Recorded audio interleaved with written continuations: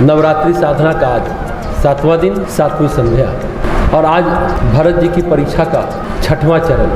षड संपत्ति में 6वीं संपत्ति है विवेक और षड रिपु में 6वां रिपु यानी 6ठा शत्रु है मद। विवेक उसे कहते हैं जो सत्य और असत्य के बीच पहचान कर सके, सत्य क्या है और असत्य क्या है। विवेक उसे कहते हैं जो नित्य और अनित्य के बीच भेद कर सके कि नित्य क्या है और अनित्य क्या है। नित्य यानी जो शाश्वत है, जो हमेशा रहेगा, और अनित्य जो नष्ट होने वाला है, जो क्षण भंगुर है। विवेक उसे कहते हैं जो श्रेय और प्रेय के बीच में पहचान कर सके। श्रेय क्या है यानी आध्यात्मिक मार्ग क्या है और प्रेय क्या है, वो कौन सा मार्ग है जो संसार की ओर जाता है, जिसे हम प्रेय का मार्ग कहते हैं।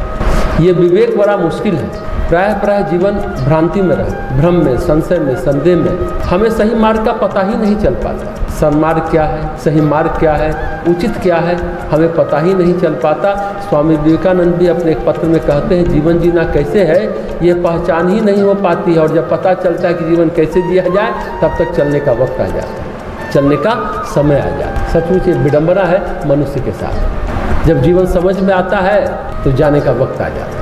षड्रिपु में मद क्या है, ये कौन सा शत्रु है मद। मद कहते हैं उन्माद को। मद शब्द कई अर्थों में आता है। मद कहते हैं नशा को, मदहोशी को, कि मदहोश हो गया, नशा पीकर होश खो गया। मद गांव में कहते हैं शहद को भी, मधु को भी मद कहते हैं। मद कहते हैं मुद्दे को, किस मद में डाला, खाता किस हिसाब में डाला। यहाँ पर जो मद है वो है सत्ता का नशा, सल्तनत का नशा, जो सिर चढ़कर बोलने लगता है वो मद। विवेक होता है तो मद नहीं होता है, विवेक नहीं होता है तो मद हो जाता है। ऐसा लगता है कि वही सत्ता है और वही सल्तनत है और हम उसी के शाश्वत अधिकारी हैं। छोटी सी पोस्ट व पावर मिलती है।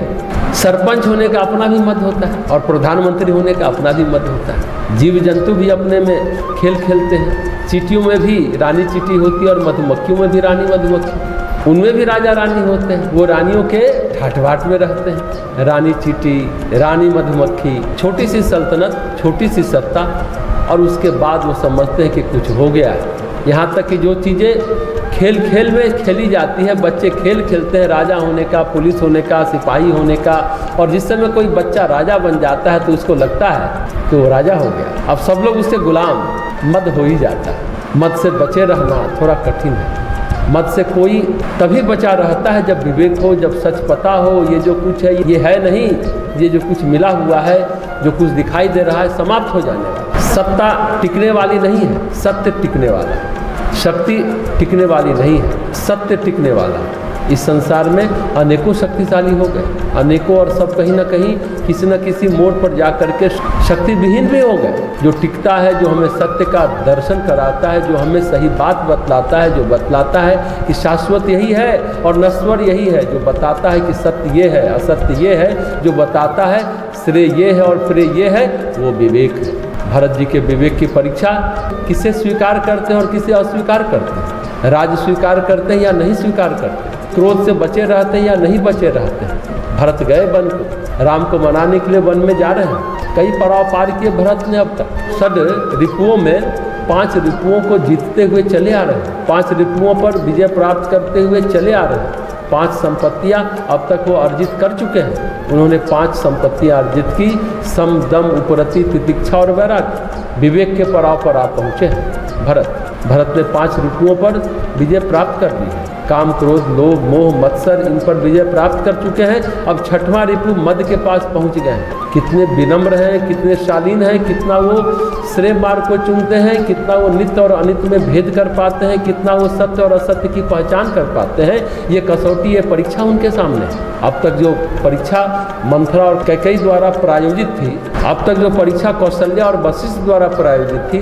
अब तक जो परीक्षा निषाद राज द्वारा प्रायोजित थी, वो परीक्षा जो महर्षि भारद्वाज द्वारा प्रायोजित थी, अब एक नई परीक्षा उनके सामने जो लक्ष्मण द्वारा प्रायोजित। अब एक नई परीक्षा है, इसमें जनक और वशिष्ठ मिल करके फिर से उनकी परीक्षा लेते हैं। भरत राम को मनाने जा रहे हैं, राम के पास जा रहे हैं, ये खबर तो सब जगह है, सबको ये बात मालूम हो चुकी कि भरत राम को लेने के लिए, राम को मनाने के लिए वन में जा रहे हैं। और भरत इस यात्रा में चित्रकूट तक पहुंच गए। चित्रकूट उत्तर प्रदेश और मध्य प्रदेश दोनों में पड़ता है। चित्रकूट का आधा हिस्सा यूपी में है और आधा हिस्सा एमपी में। चित्रकूट जब जाते हैं एमपी की तरफ से भी जा सकते हैं और यूपी की तरफ से भी जा सकते हैं। एमपी की तरफ से जाते हैं तो सतना मैहर होते हुए चित्रकूट चले जाते हैं, और यूपी की तरफ से जाते हो तो बांदा करबी होते हुए चित्रकूट जाते हैं। कामतगिरी जो चित्रकूट का हृदय है, जो चित्रकूट का मुख्य तीर्थ है, वो भी आधा यूपी में पड़ता है और आधा एमपी में पड़ता है।